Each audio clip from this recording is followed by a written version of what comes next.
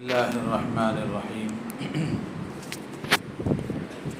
الحمد لله وكفى وسلام على عباده الذين اصطفى أما بعد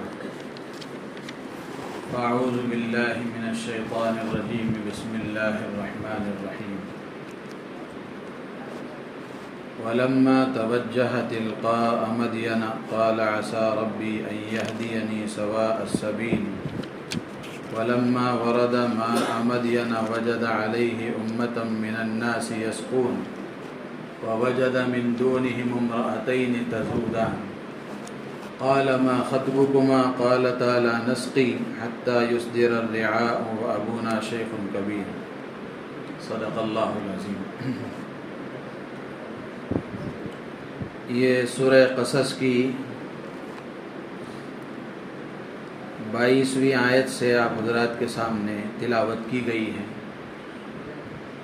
سورہ قصص کی وہ آیتیں پڑھی گئیں جس میں اللہ تعالیٰ نے حضرت موسیٰ علیہ السلام کا ایک واقعہ بیان فرمایا۔ واقعہ یہ ہوا کہ حضرت موسیٰ علیہ السلام مصر سے مدین کی طرف جانے کے لیے نکل گئے۔ اب یہ کیوں نکلے تھے؟ ایک واقعہ پیش آیا کہ ایک قبطی فرعونی کو حضرت موسیٰ علیہ السلام نے ایک تمانچہ مارا، جس کے نتیجے میں وہ دنیا سے ہی رخصت ہو گیا۔ ایک تمانچے میں ہی اس کا کام پورا ہو گیا۔ تو حضرت موسیٰ علیہ السلام پر مرڈر کا کیس بک ہوا۔ پھر اس کے بعد فرعون کی حکومت کی کیبنٹ کے لوگ بیٹھ کر جب پتہ چلا کہ یہ اس فرعونی کو، اس قبطی کو مارنے والے موسیٰ ہیں، تو انہوں نے اریسٹ کا وارنٹ جاری کیا۔ یہ پلاننگ اور یہ میٹنگ ہو ہی رہی تھی۔ اس میٹنگ میں کیبنٹ کا ایک ممبر تھا، اس میں ایک آدمی موجود تھا۔ اس نے فوراً تیزی سے آ کر حضرت موسیٰ علیہ السلام کو خبر کر دی کہ کیبنٹ کے ممبر آپ کے لیے اور آپ کے سلسلے میں اریسٹ کی پلاننگ کر رہے ہیں، تو لہٰذا میں آپ کا خیر خواہ ہوں، تو خیر خواہی میں آپ سے یہ گزارش کر رہا ہوں کہ آپ شہر چھوڑ کر چلے جائیں۔ تو حضرت موسیٰ علیہ السلام اس خیر خواہ کی بات کو سن کر وہاں سے نکل گئے شہر سے۔ اب نکل کر جا رہے ہیں، کہاں جا رہے ہیں؟ مدین کی طرف جانا ہے۔ مدین یہ ملک شام کا ایک شہر ہے، اور مصر یہ ایجپٹ، جس کا آج نام ایجپٹ ہے۔ تو مصر سے نکل کر مدین کی طرف جا رہے تھے۔ یہ مدین وہ علاقہ ہے جہاں حضرت ابراہیم علیہ السلام کی اولاد آباد تھی۔ حضرت موسیٰ علیہ السلام نکل کر وہاں جانے لگے، لیکن راستہ معلوم نہیں تھا کیسے جانا ہے، کیا کرنا ہے۔ لیکن جب بتایا گیا کہ یہاں سے نکل جانا ہے تو نکل گئے، اللہ کی ذات پر بھروسہ کر کے نکل گئے۔ قرآن میں اللہ کہتے ہیں کہ حضرت موسیٰ علیہ السلام فوراً وہاں سے نکل گئے اور اللہ کی ذات پر بھروسہ کرتے ہوئے کہنے لگے کہ عسیٰ ربی ان یہدینی سواء السبیل، کہ اللہ تعالیٰ مجھے سیدھا راستہ بتائے گا، منزل تک پہنچائے گا۔ تو یہ کہہ کر نکل گئے۔ اب بالآخر مدین کو پہنچ گئے۔ مدین پہنچنے کے بعد میں مدین شہر میں ایک کنواں تھا، جس میں چرواہے اپنے جانوروں کو پانی پلایا کرتے تھے۔ تو جب وہاں پہنچے اس کنویں کے پاس، تو حضرت موسیٰ علیہ السلام نے دیکھا کہ لوگ اپنے جانوروں کو پانی پلا رہے ہیں، اور دو نوجوان لڑکیاں اپنے جانوروں کو لے کر کنارے میں کھڑی ہوئی ہیں۔ جب یہ دیکھا تو حضرت موسیٰ علیہ السلام نے ان نوجوان لڑکیوں سے پوچھا کہ ما خطبکما قالتا لا نسقی حتی یصدر الرعاء وابونا شیخ کبیر۔ تو ان بچیوں نے بتایا کہ یہ چرواہے جب تک پانی پلا کر اپنے جانوروں کو فارغ نہیں ہو جائیں گے، ہم یہیں کھڑے رہیں گے، ان کے درمیان میں گھس کر ہم پلا نہیں سکتے۔ تو اس لیے ہم یہاں کھڑے ہوئے ہیں جب یہ فارغ ہو جائیں گے تو ہم اپنے جانوروں کو پانی پلائیں گے، اور جانوروں کو پانی پلانے کی ہمیں نوبت اس لیے آئی کہ ہمارے والد معذور ہیں، بوڑھے ہیں، وہ یہ کام نہیں کر سکتے۔ تو بالآخر چرواہے چلے گئے، اور چرواہوں کا معاملہ ایسا تھا کہ چرواہے جب اپنے جانوروں کو پانی پلا لیتے تو پلانے کے بعد میں کنویں کے منہ پر اوپر کے حصے میں ایک بڑا پتھر، بھاری اور وزنی پتھر رکھ دیتے۔ اب وہ ایسا پتھر تھا کہ جس کو 10 آدمی مل کر اٹھایا کرتے تھے۔ اپنے جانوروں کو پلا کر اس طرح پتھر رکھ کر چلے جاتے تھے، تو یہ بچیاں اپنے جانوروں کو جو بچا کچا پانی نیچے ہوتا تھا وہ پلا کر لے جایا کرتی تھیں۔ اب ان کے پلا کر فارغ ہونے تک انتظار کرنا، پھر اس کے بعد پلا کر لے جانا، تو اس لیے گھر پہنچنے میں بہت دیر ہو جاتی تھی۔ جب حضرت موسیٰ علیہ السلام کو معلوم ہوا کہ یہ بچیاں مدد کی محتاج ہیں، ان کا تعاون کرنا چاہیے اور ان کے جانوروں کو پانی پلانا چاہیے، تو حضرت موسیٰ علیہ السلام نے ان لوگوں کے، چرواہوں کے جانے کے بعد وہ پتھر جو انہوں نے رکھ دیا تھا اس کے کنویں کے اوپر، جس کو 10 آدمی مل کر بھی ہٹا نہیں سکتے تھے، تنہا حضرت موسیٰ علیہ السلام نے اس کو ہٹا دیا اور ان کے جانوروں کو پانی پلا دیا۔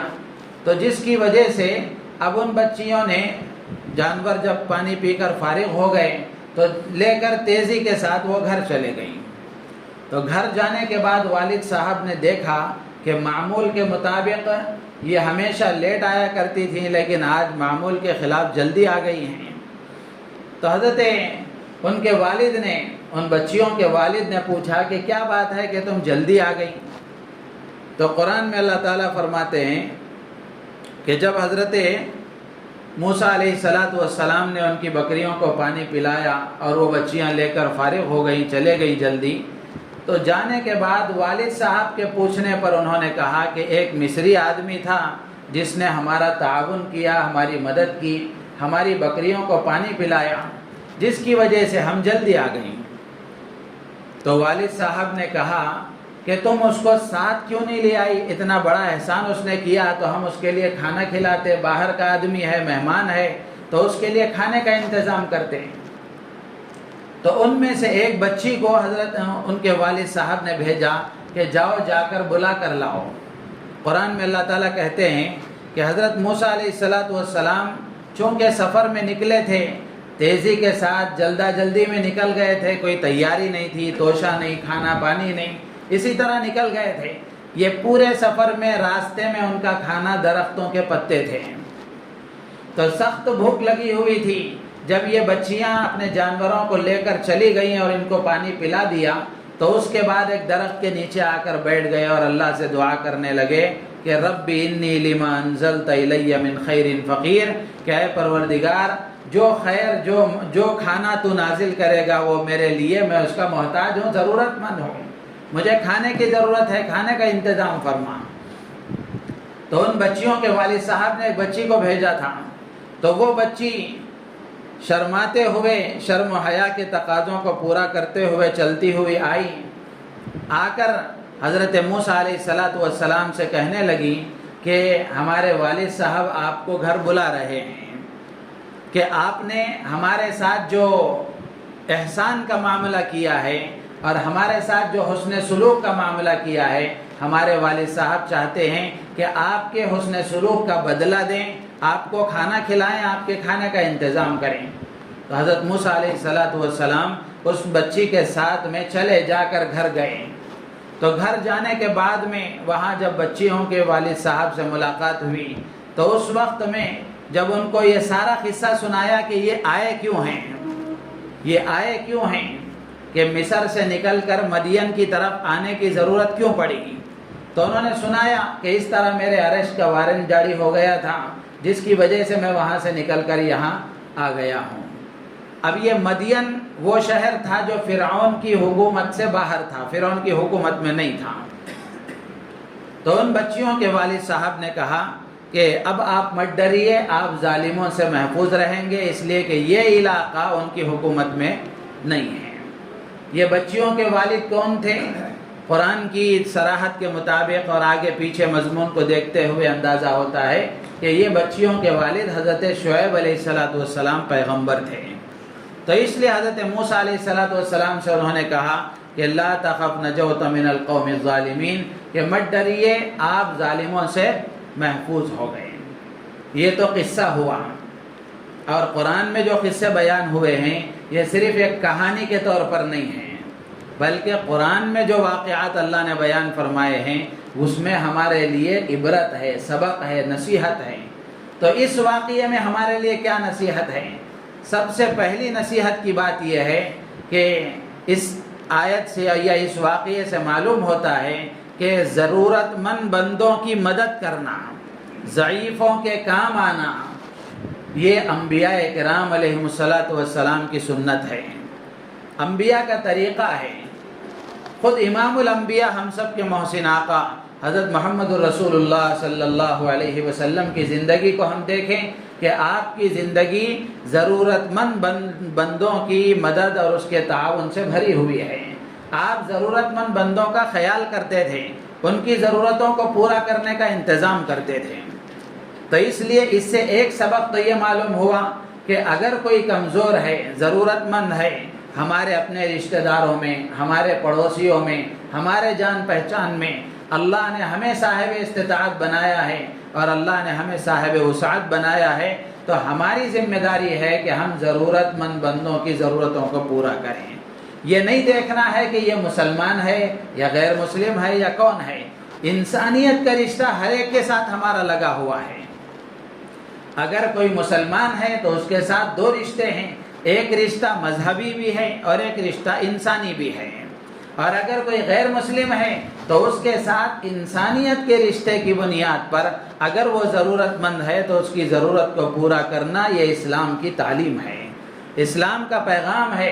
اور امام الانبیاء حضرت محمد رسول اللہ صلی اللہ تعالی علیہ وسلم کی سنت ہے، تمام انبیاء کرام علیہم السلام کی سنت ہے. تو ایک سبق تو اس سے یہ حاصل ہوا کہ ضعیفوں اور کمزوروں کی مدد کرنا اس وقت اس کی سخت ضرورت ہے. رمضان ہے ہی مہینہ غمخواری سکھانے کا، رمضان مہینہ ہے ہی ہمدردی سکھانے کا مہینہ. اللہ کے نبی نے فرمایا کہ یہ شہر المواسات ہے، ہمدردی کا مہینہ ہے، غمخواری کا مہینہ ہے، دوسروں کے دکھ کو اپنا دکھ سمجھنے کا مہینہ ہے، دوسروں کی پریشانی کو اپنی پریشانی محسوس کرنے کا مہینہ ہے. روزہ رکھوا کر اللہ تعالی بندے کو یہ احساس دلانا چاہتے ہیں کہ بندہ محسوس کرے کہ بھوکے لوگوں کی بھوک کیا ہوتی ہے. سلف صالحین سے پوچھا جاتا کہ روزہ رکھنے کا مقصد کیا ہے، تو ایک مقصد یہ بتاتے، کئی مقاصد ہیں قرآن میں بھی اللہ نے بیان فرمایا. تو روزے کے مقاصد میں سے ایک مقصد اللہ والے سلف صالحین یہ بتاتے کہ مالدار کو بھوکوں کی بھوک کا احساس پیدا ہو جائے. آدمی صبح سے شام تک بھوکا رہتا ہے، تو اب جیسے اثر ہوتی ہے فوراً استغفار پڑھنا شروع کرتا ہے کہ کب افطار کا وقت ہو اور کب میرا حلق تر ہو جائے اور حلق بھیگ جائے، کوشش کرتا ہے. تو یہ بھوکا رکھوا کر اللہ تبارک و تعالی بھوکوں کی بھوک کا احساس دلانا چاہتے ہیں. تو ہمدردی پیدا کرنا مقصود ہے. تو یہ تعلیم ہے. اس واقعے سے بھی معلوم ہوتا ہے کہ ضعیفوں کی، کمزوروں کی، مجبوروں کی، ضرورت مند بندوں کی، بیواؤں کی، عورتوں کی مدد کرنا یہ انبیاء کرام علیہ السلام کی سنت ہے. ایک بات تو یہ معلوم ہوئی.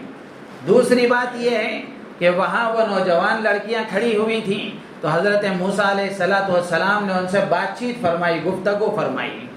تو ایک فائدہ اس کا یا اس واقعے سے ایک بات یہ بھی معلوم ہوتی ہے کہ اجنبی عورت سے گفتگو کرنا، اجنبی عورت سے گفتگو کرنا ضرورت کے وقت میں ضرورت کے بقدر، ضرورت کے وقت میں ضرورت کے بقدر اس کی اجازت ہے، جب تک کہ فتنے کا اندیشہ نہ ہو، جب تک کہ فتنے اور گناہ میں مبتلا ہونے کا اندیشہ نہ ہو، اس وقت تک ضرورت کے بقدر ضرورت کی بات آدمی اجنبی عورت سے کر سکتا ہے. یہ نہیں کہ پوچھنے کی بات کچھ اور ہے اور مقدمہ اتنا لمبا باندھ رہا ہے، اس کی اسلام میں گنجائش نہیں ہے. اجنبی عورت سے بات کرنے کی گنجائش نہیں ہے، لیکن ضرورت پڑ جائے تو فتنے کا اگر اندیشہ نہیں ہے تو ایسی صورت میں ضرورت کے بقدر گفتگو کی جا سکتی ہے۔ ایک مسئلہ اس سے یہ بھی معلوم ہوتا ہے۔ تیسری بات یہ معلوم ہوتی ہے کہ آپ اس سے واقعے سے محسوس کریں گے کہ جب وہ چرواہے اپنے جانوروں کو پانی پلا رہے تھے، وہ مرد حضرات، تو یہ نوجوان لڑکیاں کنارے کھڑی ہوئی تھیں۔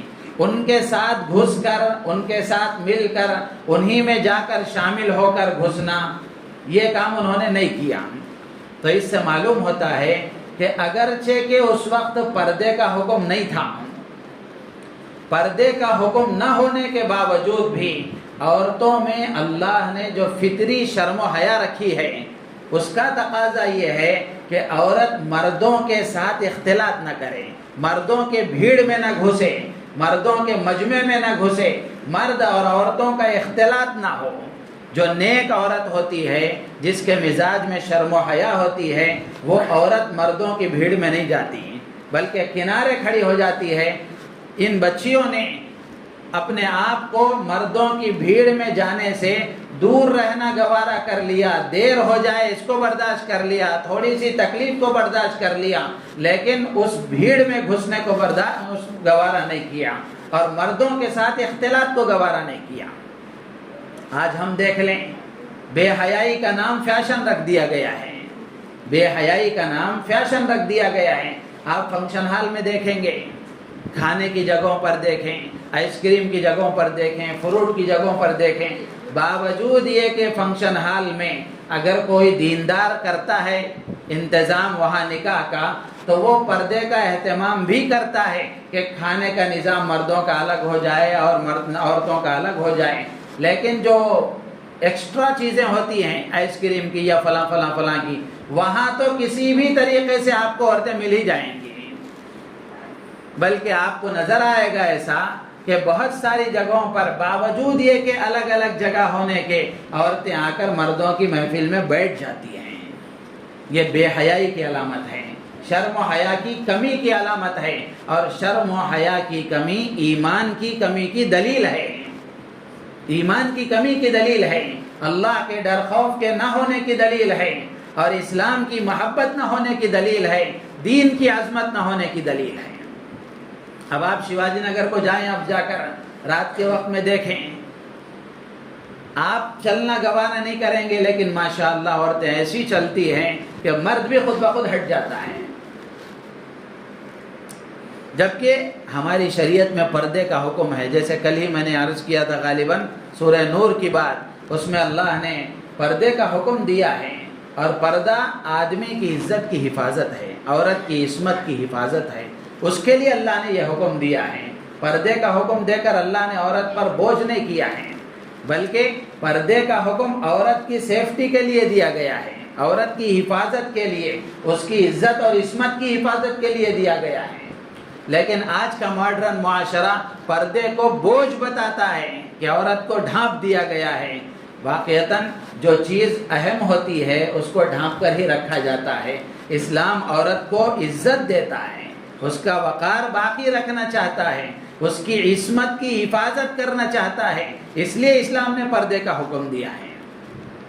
تو تیسری چیز یہ سمجھ میں آتی ہے کہ عورتیں مردوں کے ساتھ اختلاط اگر کرتی ہیں تو یہ علامت ہے اس بات کی کہ شرم و حیا کی کمی ہے۔ اب آپ محلے میں بھی دیکھ لیں، گھروں کے سامنے، روڈوں پر، اسی طرح معمول جو گھر میں کپڑے پہنی ہوئی ہوتی ہیں انہی کپڑوں کے ساتھ باہر روڈوں پر آ گئی، مرد احباب آ رہے ہیں، جا رہے ہیں، سر کھلا ہوا ہے، اور بہت زیادہ دیندار ہے تو سر پر صرف ایک پلو ڈال کر پورا راستہ چل رہی ہیں، پھر رہی ہیں، مرد آ رہے ہیں، دیکھ رہے ہیں، نظارہ کر رہے ہیں، جا رہے ہیں۔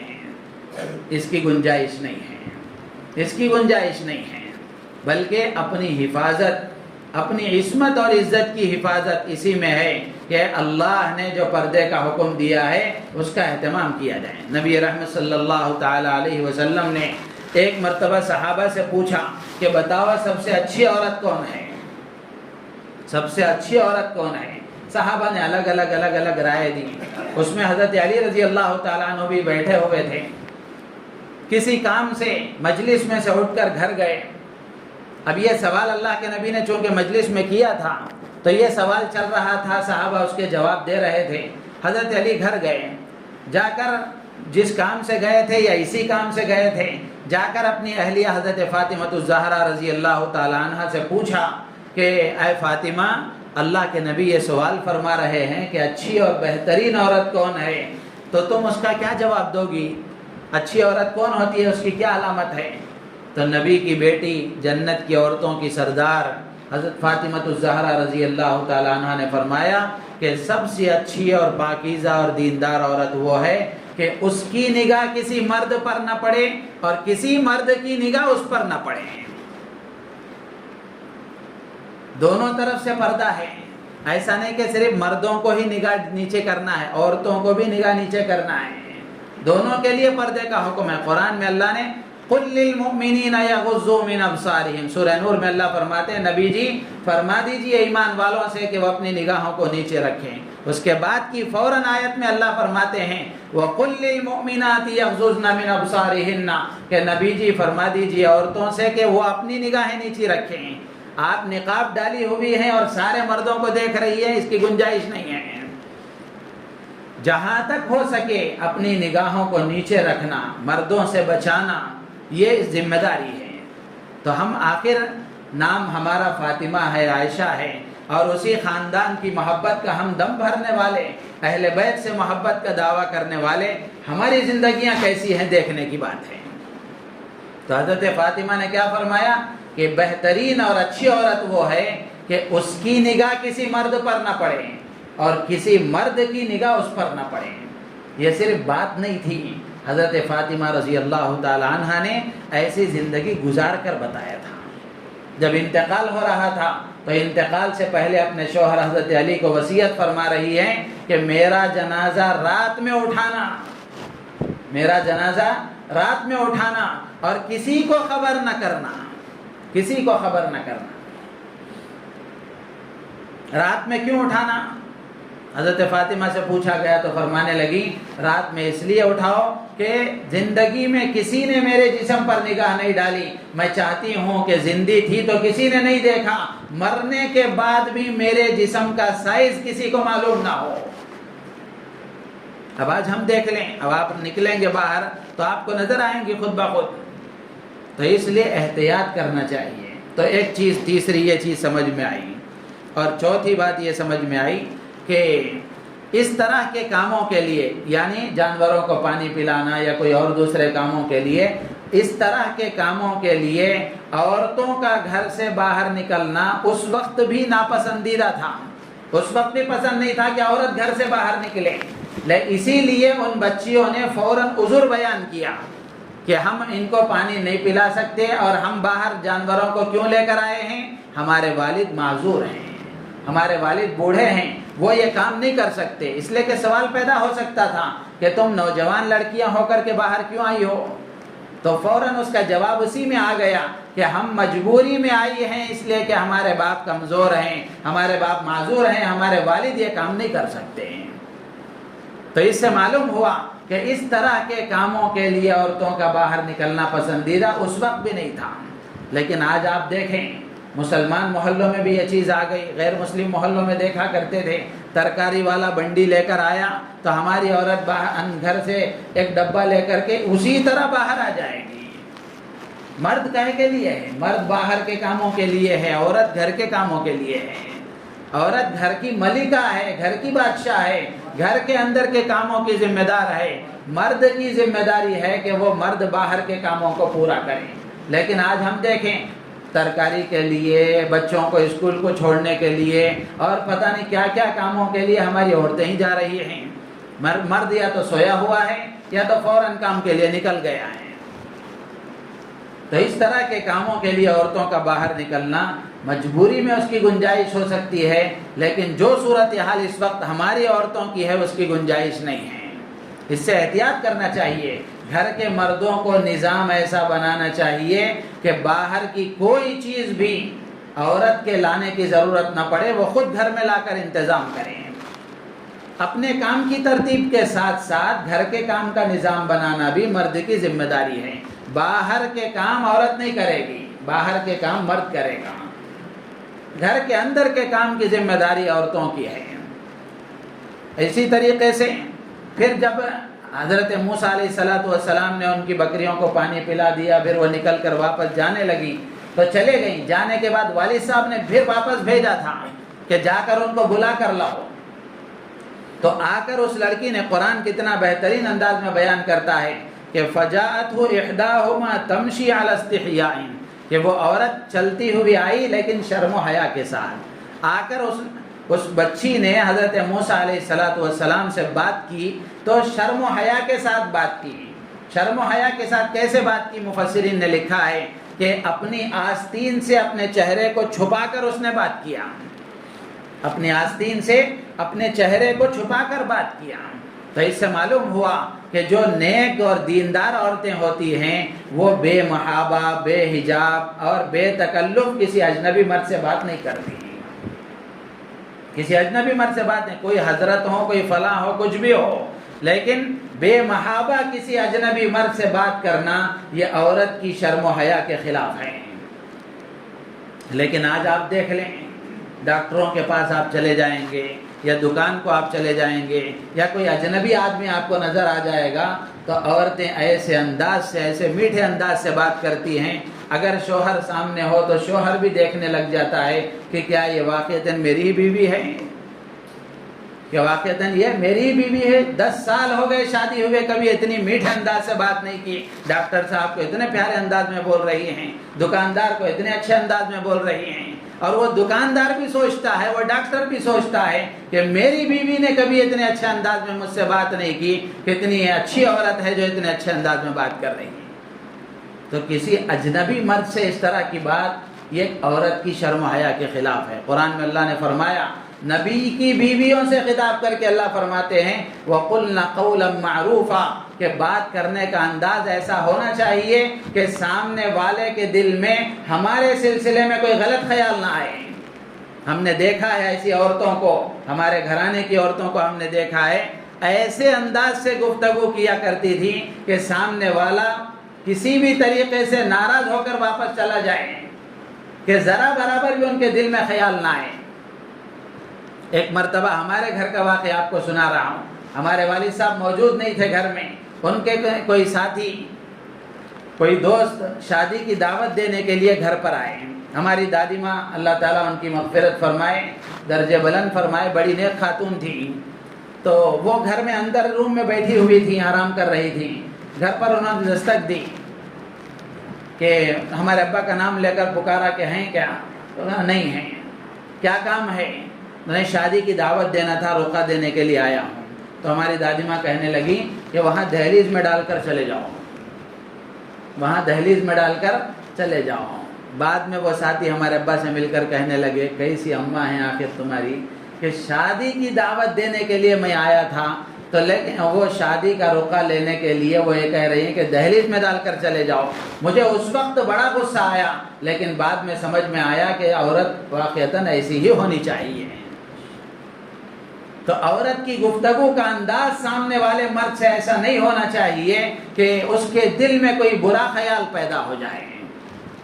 تو حضرت موسیٰ علیہ السلام سے ان لڑکیوں نے بے تکلفی سے گفتگو نہیں فرمائی، بلکہ پورے حجاب کے ساتھ، پورے شرم و حیا کے تقاضوں کے ساتھ۔ اور اسی طریقے سے آ کر بچی نے یہ نہیں کہا کہ حضرت ہمارے گھر چلیے، ایسا نہیں فرمایا۔ کسی اجنبی مرد کو خود دعوت دینا عورت کا یہ بھی شرم و حیا کے خلاف ہے۔ بلکہ کیا کہا اس لڑکی نے آ کر، ان ابی یدعوک، کہ ہمارے ابا آپ کو بلا رہے ہیں، ہمارے والد صاحب آپ کو بلا رہے ہیں۔ لڑکی اگر چاہتی تو یہ بھی کہہ سکتی تھی کہ آپ ہمارے گھر چلیے، ہمارے ابا نے یہ کہا ہے، ایسا بھی بول سکتی تھی، لیکن آ کر انہوں نے کہا ان قالت ان ابی یدعوک، کہ ہمارے والد صاحب آپ کو بلا رہے ہیں۔ یہ بھی گفتگو کا اور شرم و حیا کا ایک انداز ہے۔ تو یہ اسباق ہیں جو اس واقعے سے ہمارے سمجھ میں آتے ہیں۔ اللہ تعالیٰ سے دعا ہے اللہ تعالیٰ ہم سب کو ان باتوں پر عمل کی توفیق عطا فرمائے۔ شرم و حیا کے تقاضوں پر اللہ تعالیٰ ہمارے مردوں کو، ہماری عورتوں کو عمل کرنے کی توفیق